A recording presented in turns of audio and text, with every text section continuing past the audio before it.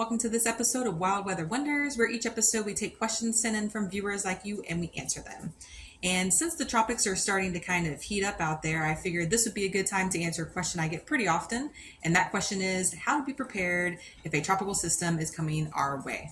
So today we're going to take a look at some tips and tricks on how to be prepared and stay safe before, during, and after a tropical system. Okay, so number one right off the bat is know your risk.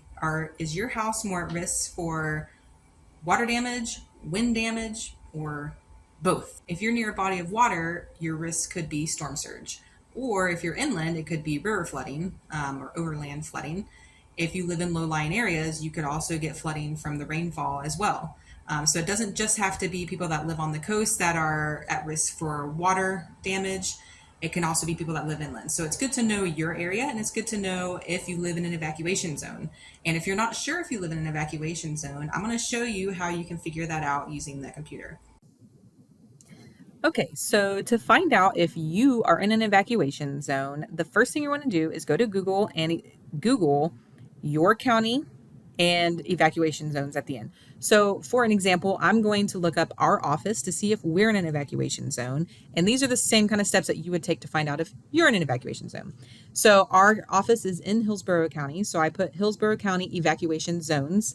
If you're in a different county, you would put that county. So whether it's Manatee or Sarasota, Sumter, Hillsborough, whichever, you're going to put that information in there. And then I'm going to click on the very first one. So likely it's going to be that particular one that you're going to click on because it'll say Hillsborough County or Highlands County or Lee County, whichever one it is. And it should take you to the emergency management page, which will take you to some kind of link where it says find your evacuation zone. So for Hillsborough County, it's right here, this button that says find your evacuation zone. Okay, so I'm going to type in our office address to see if our office is in an evacuation zone.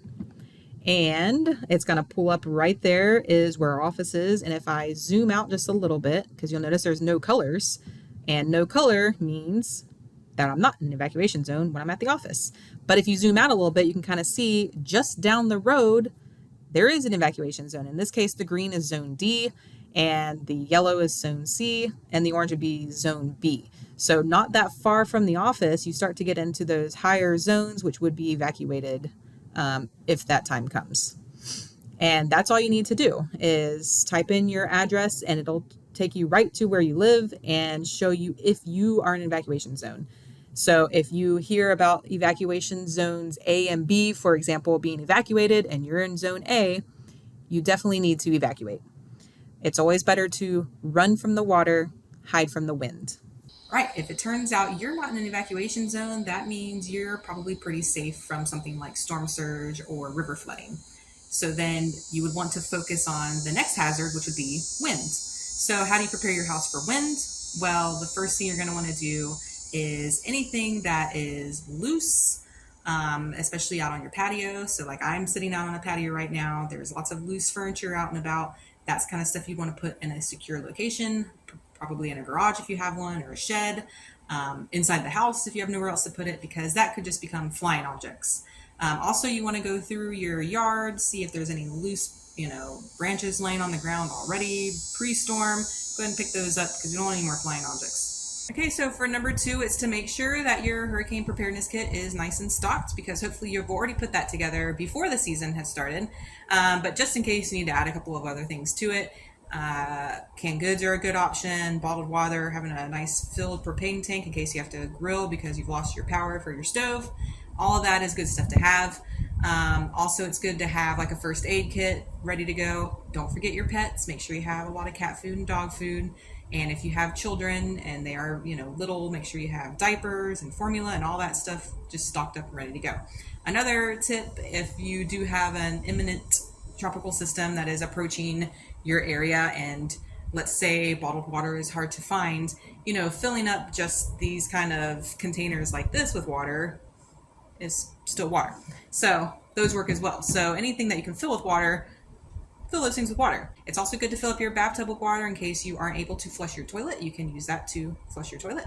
So yeah, just make sure your hurricane preparedness kit is. Number 3 tip is to understand your forecast information, and understanding that the authority on the hurricane track and forecast is from the National Hurricane Center.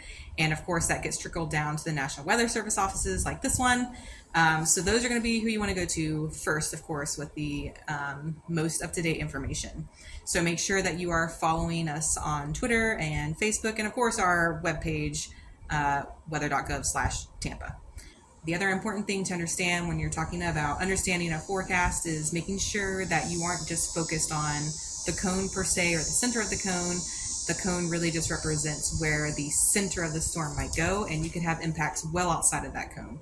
So regardless of where that cone is going, you could still have impacts at your house. So it's good to focus on the impacts, not necessarily the cone. It's also not good to focus on the category or the strength of the hurricane, because even a tropical depression can cause issues. The 4th tip is to begin to take action. So if a storm is threatening your area in the next few days, this is a good time to, again, clear off your porch of loose items like I have out here.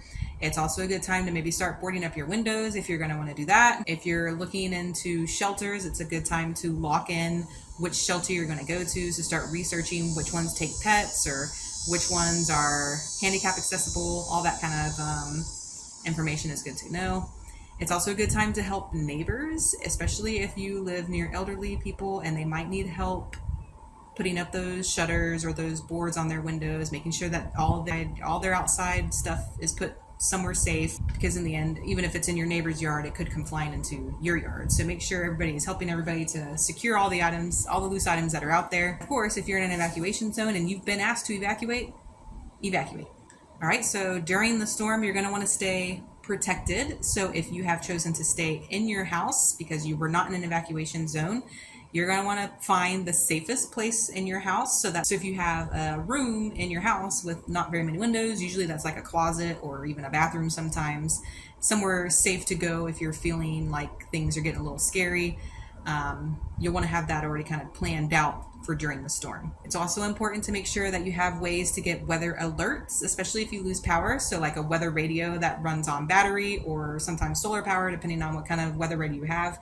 That way you're still getting the weather alerts. If your phone battery dies or whatever, it's another good reason to have those portable chargers for your phone, so you can keep getting the weather updates and everything, so you can kind of know where you're at in the storm. And of course, it's important to remember that impacts can be felt far from the coast. For example, I am here in Avon Park, which is in the center of the state, and for most of the hurricanes that we've had in this area, they have had significant impacts, even though we are very well inland. So make sure you keep that in mind when you're preparing. And also, it's very important after the storm to take caution for any hazards that could be out there. For example, live wires lying on the street. You don't want to be driving near those or walking near those, especially if there's water laying on the ground. You don't want to run any generators in the house or in the garage. Those need to be well outside so that monoxide is not getting into your household. Flooded roads are also never safe to drive on, especially after a storm, because you never know how deep that water is or what could be in the water.